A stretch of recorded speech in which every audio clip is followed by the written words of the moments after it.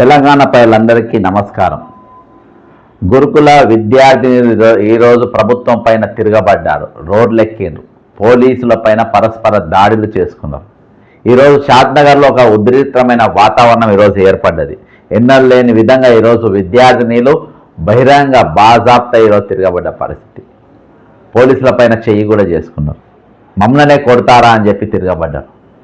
అసలు ఏం జరిగింది ఈరోజు అనేది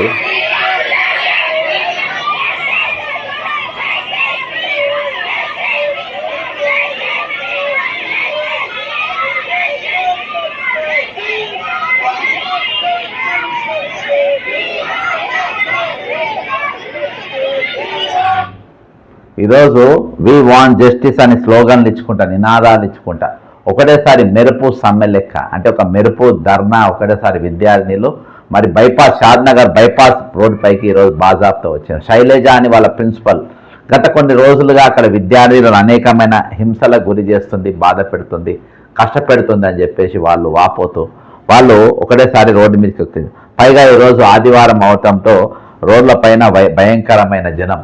మరి అక్కడ పోలీసులు ఒకటేసారి వీరి మీదకి వచ్చి వీళ్ళపైన కొట్టడం, పిరిగుద్దులు గుద్దడం, వాళ్ళు లేడీ కానిస్టేబుల్ వచ్చి వీళ్ళపై దాడి చేయడం, ఒకటేసారి వాళ్ళు కూడా నిలబడి అక్కడ జ్యోత్స్న అనే ఒక మహిళా కానిస్టేబుల్ పైన మరి విద్యార్థినులు చిత్కబాడడం కూడా జరిగింది. ఒకసారి ఆ దృశ్యం కూడా చూడండి.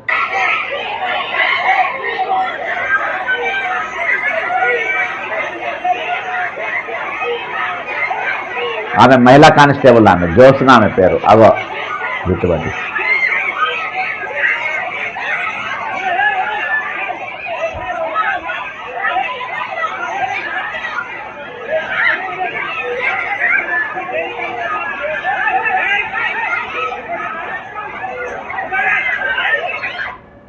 కృష్ణ చీమల దండు లెక్క ఒకటే రోజు ఒకటేసారి విద్యార్థులు తెగబడి ఈరోజు మామూలుగా భయంతో ఉండేటోళ్ళు, భయంగా బతికేటోళ్ళు ఆ లెవెల్లో ఈరోజు తిరగబడ్డారంటే ఈరోజు పోలీసులు కూడా ఏ విధంగా వ్యవహరించారనేది చూడొచ్చు.